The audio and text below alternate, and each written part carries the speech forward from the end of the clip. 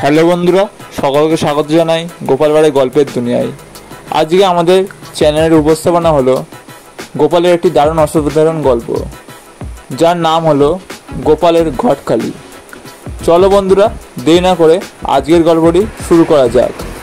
এবং তার আগে যারা চ্যানেলে নতুন আছেন, অবশ্যই চ্যানেলটিকে সাবস্ক্রাইব করে নিয়ে আমাদের পাশে থাকবেন, যাতে সবার আগে আপনার কাছে ভিডিওগুলি পৌঁছে যায়।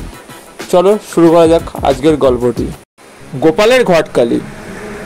গোপাল একবার একটা বিয়ের ঘটকালি করেছিল। মেয়েটি খোড়া, ছেলেটি কানা।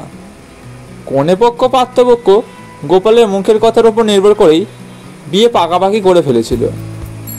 কনেপক্ষ জানে না যে বর কানা, আবার পাত্রপক্ষ জানে না যে মেয়ে খোড়া। গোপালের ভীষণ নাম ডাকের জন্য কেউ কাকেও অবিশ্বাস করতে পারেনি। সব কাজ গোপালের ওপরই ছেড়ে দিয়েছে। নির্বিঘ্নে বিয়ে হয়ে যাওয়ার পর পাত্রপক্ষের কর্তা গোপালকে ডেকে বললেন, কনেপক্ষের লোকেরা জানতেই পারেনি যে বর কানা। বরকে কানা দেখলে কোনো বাপ মাই বিয়ে দিত না। এর জন্য আপনার কাছে বেশ কৃতজ্ঞ আমরা। এই বলে পাত্রপক্ষের লোকেরা কিছু পুরস্কার বাবদ টাকা দিল। গোপাল তা মুখটি চেপে নির্বিঘ্নে তাদেরকে কিছু না বলেই নিয়ে নিল। এদিকে কন্যাপক্ষের লোক এলো। মেয়েটি যে খোড়া পাত্রপক্ষের লোকেরা জানতেই পারেনি। কি বলো গোপাল?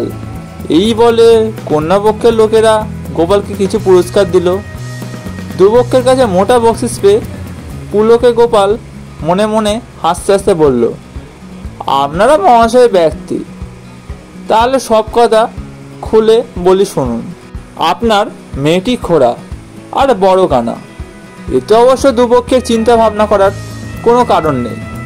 গোপালের কথা শুনে বর পক্ষের আটকেল গুরুম বললেন, হ্যাঁ বলো কি, পাত্রী খোড়া? আগে এ কথা আমাদের বলেননি কেন? গোপাল বলল, নইলে মানবে কেন দাদা? না মানলে আমারই যে বদনাম। আমি তো কারো কাছে বদনাম শুনতে রাজি নই। এখন আপনাদের আর কারো কিছু করার থাকলো না। বন্ধুরা, আজকের গল্পটি কেমন লাগলো অবশ্যই কমেন্ট করে জানাবেন। আর এরকম গল্প শুনতে আমাদের 1000 স্টোরি চ্যানেলটিকে অবশ্যই সাবস্ক্রাইব করে নেবেন। দেখা হচ্ছে পরবর্তী ভিডিওতে। ততক্ষণ ভালো থাকুন, সুস্থ থাকুন, আমাদের চ্যানেলের পাশে থাকুন। ধন্যবাদ।